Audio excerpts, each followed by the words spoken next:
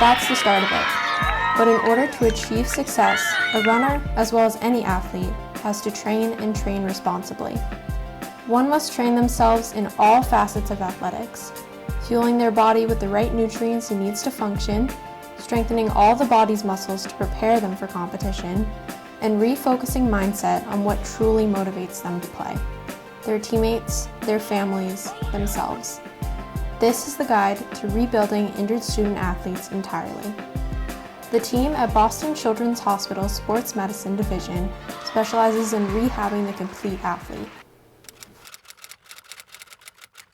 As youth sports have progressed, we've lost our seasons in some ways. There used to be a very seasonal way that injuries presented. So in the spring, you used to see your track athletes and your lacrosse. But now, as youth sports have evolved, seasons tend to be blurred now. So we tend to see a very mix of athletes. So typically, you will see a support staff, and that could be an athletic trainer.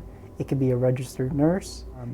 Depending on the issue, you may also see other members of the team, like a physical therapist who could be on site. You may see a sports nutritionist who's on site.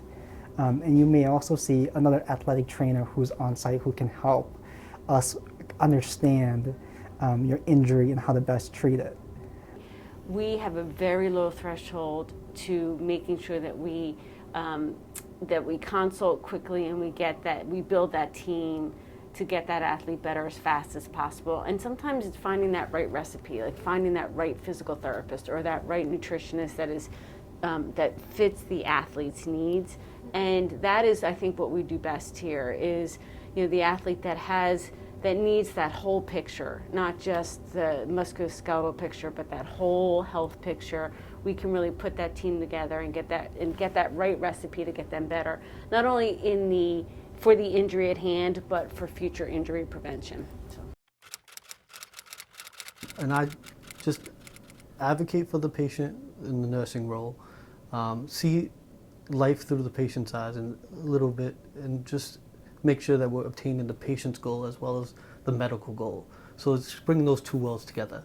Here we have a lot of biomechanists, people who look at how the body moves, and there's a lot of physics into the movement of bodies that can predispose a person even to injury.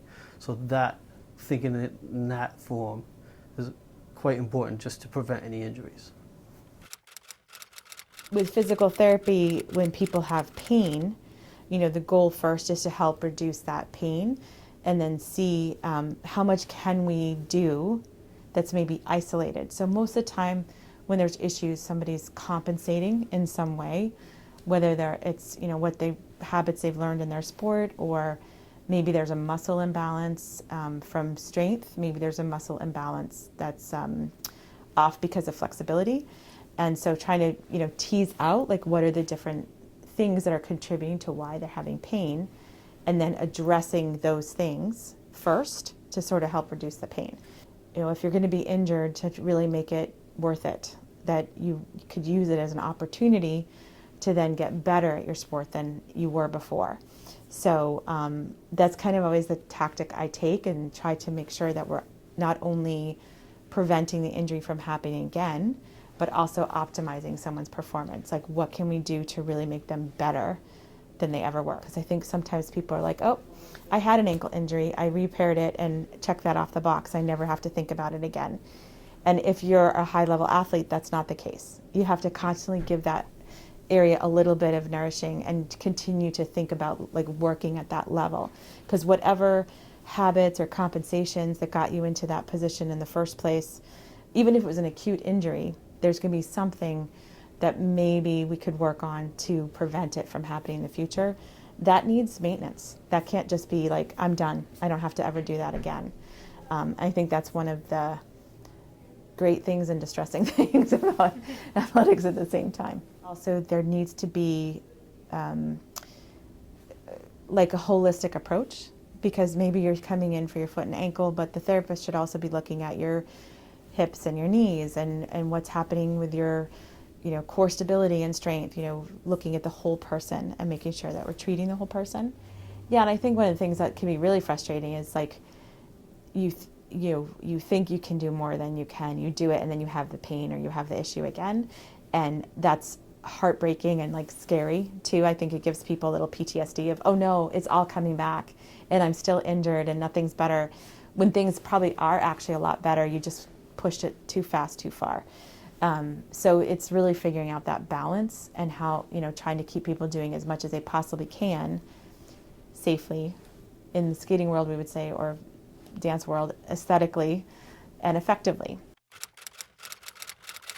Like the leading reason youth get involved in sport is to have fun. Yeah. And then what's happened, I think, a bit is that with increasing competitiveness and sport specialization, where kids are like focusing on one sport year round, like younger and younger and younger, we're just shifting kind of like the reason for participation. Our physicians do a lot of work on sport specialization from like the physical side of things, but mentally, like, sure, if that's going to happen, what we want to do is just make sure that we can help athletes maintain a mindset to kind of withstand those pressures. To say like, all right, fine, I can be challenged. All right, fine, I can fail. And this is how I'm going to work through those things. We hear this phrase like student athlete, and I actually prefer like human athlete, like stuff happening at home, stuff happening in school, stuff happening in sports, stuff happening with your friends. Like all of those things contribute to your success, both in sport and out of sport. And when you're stressed, your body mechanics change, and our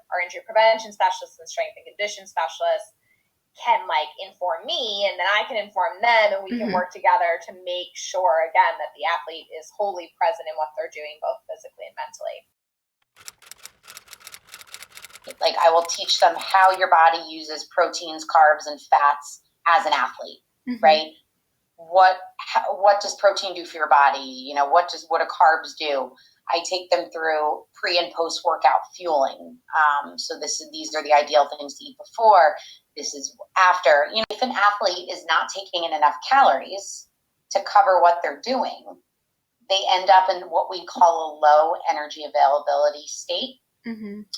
So this term REDS, or relative energy deficiency in sport, basically encompasses athletes that they're under fueling for the sport for their activity level. What we start to see as like injuries as a result of that, like one of the major ones, I'm sure you've had teammates with these, are stress fractures. If someone has an injury in their body that like the doctor's like, oh, it's maybe 6 to 8 weeks, and it's not getting better, they're not healing, their physical therapy maybe isn't as effective.